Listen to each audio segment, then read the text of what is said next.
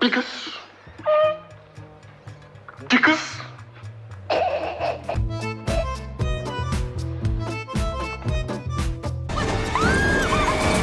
In the movie Speed, during the infamous cradle scene, you can hear Keanu Reeves trying hard to contain his laughter in his voice as Sandra Bullock panics at the thought of hitting a baby and has to reassure her that they were just cans. There was no baby, it was full of cans. Are you sure? Yes. Are you sure? Yes. Oh my God. Did you know the reason why Wanda isn't on screen much in the sex scene between her and Otto in A Fish Called Wanda is that Jamie Lee Curtis couldn't stop laughing, and eventually they just gave up and decided only to shoot Kevin Kline's face. In the film Dirty Dancing, Patrick Swayze found Jennifer Grey very unprofessional, and in one scene, Jennifer Grey kept getting ticklish when they had to film a scene where she raises her arm and he had to stroke her side. They did that take 20 times, and she burst into laughter every time. Apparently, the crew left the scene in the movie. Patrick Swayze's reaction is real, and he is super annoyed by this, and this scene was one of the major reasons there was friction between them. Oh, are you trying to kill me? You gotta concentrate!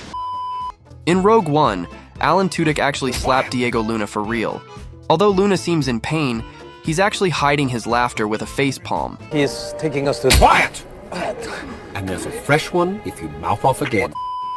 In Austin Powers, The Spy Who Shagged Me, Dr. Evil calls number 2 out for his interrupting him during his evil plan explanation.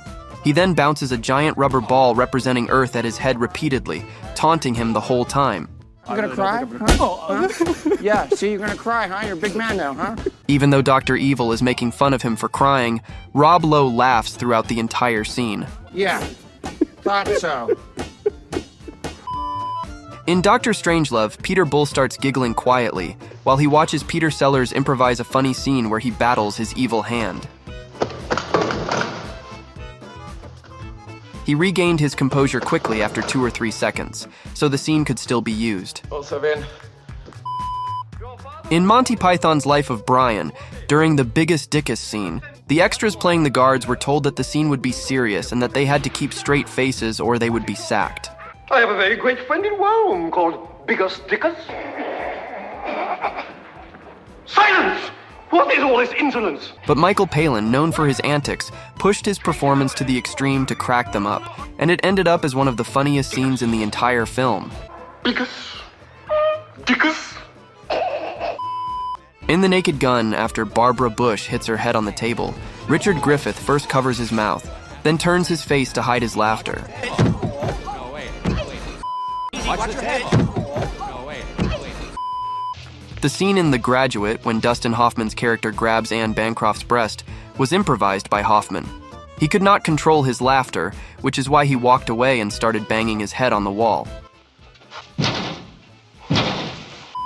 My wife used to fart when she was nervous. You know, she used to fart in her sleep. When Robin Williams talks about his wife waking herself up farting in Good Will Hunting, both actors break up laughing for real. If you watch closely during that scene, you'll notice a bit of shaky cam. The cameraman was laughing so hard that he couldn't hold the camera steady. Oh, God. She woke herself up. Yes. Most of Catherine Schell's laughter in The Return of the Pink Panther is genuine. Peter Sellers made her laugh so hard once the camera was rolling, she had a real problem keeping a straight face in many of her scenes with him. It is looking good at you, kid.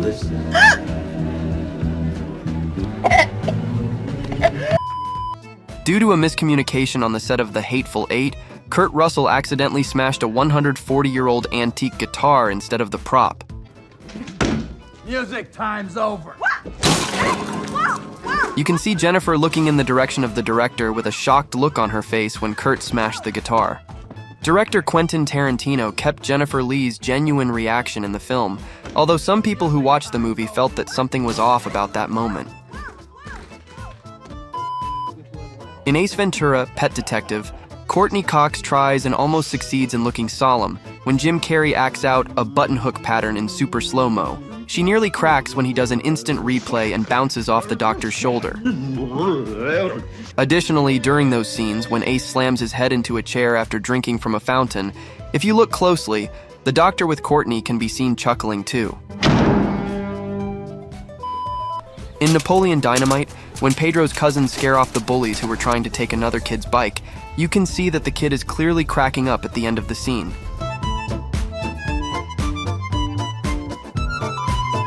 Did you know that the scene where Joe accidentally closes the door of Kathleen's shop on the balloons in You've Got Mail was unscripted?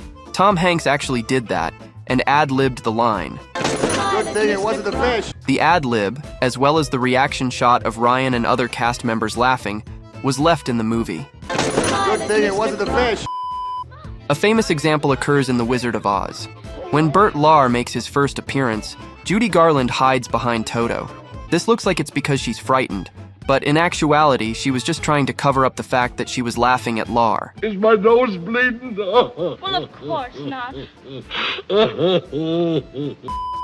The scene where Tommy Lee Jones has to interrogate a pug in Men in Black was actually filmed with a real dog. So, shaking it angrily wasn't an easy thing for him to do without breaking character. They thought he'd be safe here on Earth. And the bug had other plans.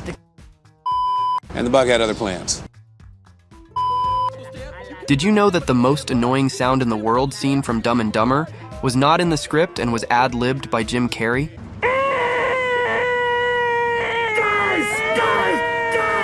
In the final cut, you can see actor Mike Starr visibly trying not to laugh, and Jeff Daniels starts laughing too briefly before the camera cuts to a close-up of Starr.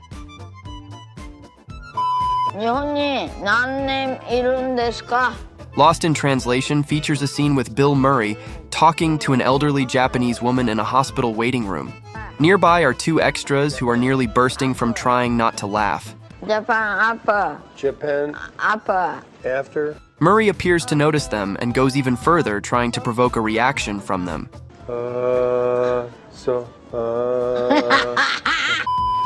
In When Harry Met Sally, there's a scene where Harry tells Sally to say, But I would be proud to partake of your pecan pie.